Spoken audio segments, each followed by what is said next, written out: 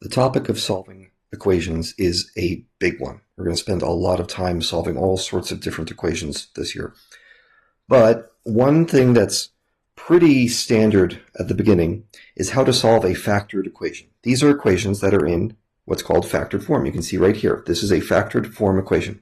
Its factors times each other, and then the result is equal to 0. That's kind of a big deal, that starting point right there. When you have factored form set up the way we do right here, the way you solve it is you set each factor of x equal to 0.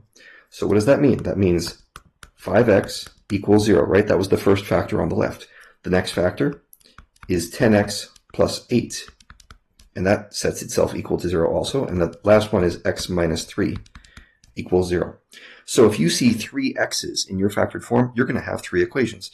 If you saw 10 x's, you would have 10 equations. These things just keep on growing with the number of factors. Now, I'll come back to this later, but keep in mind that I'm saying each factor of x. If you don't see an x, don't make an equation out of it. So now let's just get to the solving part. This is actually pretty quick. When I see 5x equals 0, I just solve that like it's a linear equation, right? It's a lot simpler than what I started with. Divide both sides by 5. So what do I get for that one? That gives me x equals 0. That's one of my solutions. Next one, what was that? Let's see, 10x plus 8 equals 0. So for that, I'm looking at what I can do to get x by itself, and the first thing I want to do is a minus 8 on both sides because that's farthest away from x. So when I carry through that minus 8, I'm going to have 10x equals negative 8. And the next thing I do is I need to get rid of that 10. So divide by 10 on each side.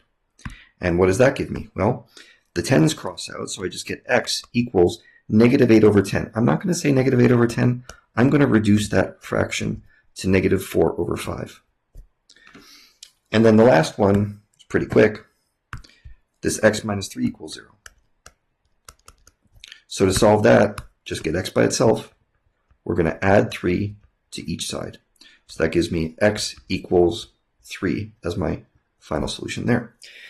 Now, the computer is probably going to say to you something like this. Give me all the solutions for x and put them in this box. Make it comma separated. Well, what that means is you just take all the solutions that we found and you separate them by commas, like this. You just write them in here. And each one has a comma.